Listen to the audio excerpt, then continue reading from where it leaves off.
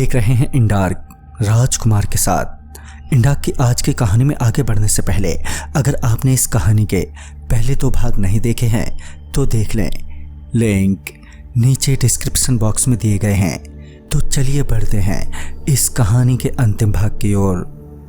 उन तीनों को देखते ही मैं सीधा भागते हुए रिजवान सर के पास गया और सारी बात उन्हें बता दी। मेरी बात सुनने के बाद रिजवान सर ने पहले तो मेरी बातों पर ना तो विश्वास किया और ना ही मेरी बातों को सीरियसली लिया। मेरी बात सुनने के बाद सर ने कहा, लगता है तुम्हारी तबीयत अभी पूरी तरह से ठीक नहीं हुई है। तुम ऐसा करो, कुछ दिनों की और छुट्टी ले लो, जब अच्छे से ठीक हो जाओ फिर आना। ये बोलकर उन्होंने मुझे घर जाने को कह दिया। मैंने उसी वक्त काम छोड़ने का फैसला कर लिया था और मैं अभी टर्मिनल से बाहर ही निकलने वाला था कि मुझे एक आवाज़ सुनाई दी, अभी काम खत्म नहीं हुआ।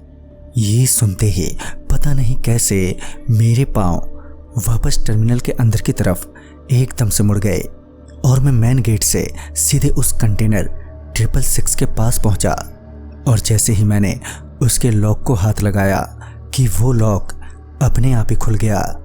लॉक के खुलने के बाद जब मैंने कंटेनर का दरवाज़ा खोला तो अंदर एक नीले हरे रंग का बड़ा तिकोना बॉक्स रखा हुआ था और उसके आसपास हरे रंग की धुंध छाई हुई थी। उस वक्त मैं अपने होश में नहीं था। मेरे अंदर घुसते ही कंटेनर का दरवाज़ा अपने आप ही बंद हो गया। दरवाजे के बंद होते ही मेरा दम घुटने लगा, मेरे हाथों की उंगलियां फूलने लगी थी। मैं जोर जोर से चीखने लगा।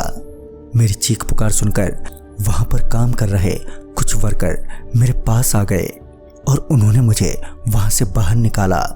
जब उन्होंने मुझे बाहर निकाला तब तक मैं बेहोश हो चुका था।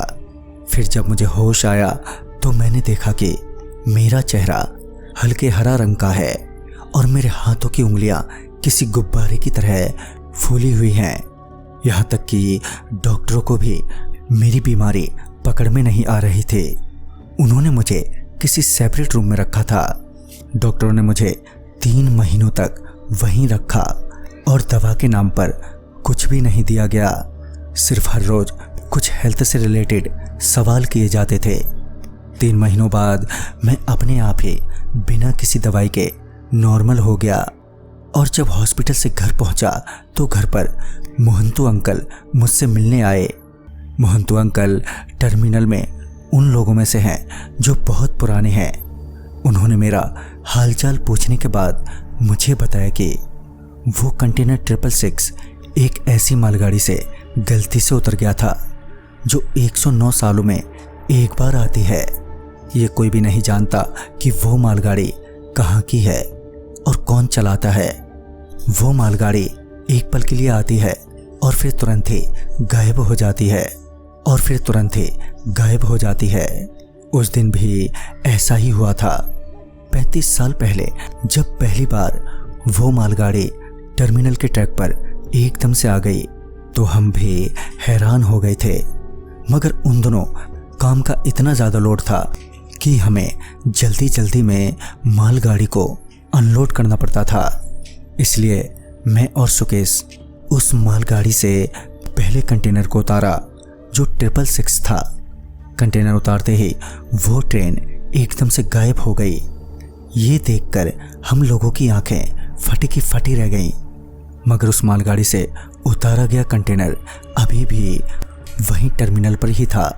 उस वक्त तो बड़े ऑफिसर ने हमें उस कंटेनर से दूर रहने को कहा, मगर सुकेश को जानना था कि आखिर उस कंटेनर 666 में है क्या, जिसके लिए वो चोरी छुपे उस कंटेनर में एक रात दाखिल हुआ। फिर जब वो वापस लौटा तो वो मुझसे मिला और बोला, मोहंतु यार, हमने वो कंटेनर उतारकर अच्छा नहीं किया, अब हम सब मारे जाएंगे। वो कंटेनर हमारी दुनिया का नहीं है। उस वक्त मुझे कुछ समझ में नहीं आ रहा था कि सुकेश क्या कह रहा है। फिर लास्ट में जब सुकेश ने कहा कि मैं आज रात ही मर जाऊंगा तो मैं भी उसकी बात सुनकर बहुत डर गया। उसकी आंखों में एक अजीब सा खौफ था। उस वक्त तो वो वहां से चला गया, मगर अगली सुबह उसकी लाश मिली उसी कंटेनर के बाहर। उसके बाद कुछ दिनों के ऊपरी बातचीत के बाद उस कंटेनर को वैसे ही छोड़ दिया गया। फिर उसके कई सालों बाद फिर एक हादसा हुआ जिसके बारे में तुम्हें पता नहीं है। ये सब जानने के बाद मुझे भी यकीन हो गया था कि ये किसी दूसरी दुनिया का ही सामान था जो गलती से हमारे यहाँ फंस गया है। कहते हैं कि वो दूसरी दुनिया वाले अपना सामान लेने की कोशिश कर रहे हैं, जिनके चलते ये सारी घटनाएं घट रही हैं। खैर अब मैंने तो काम छोड़ दिया है और मैं अब एक नॉर्मल जिंदगी जी रहा हूँ। तो दोस्तों इस कहानी में बस इतना ही। तब तक के लिए बाय एंड टेक केयर।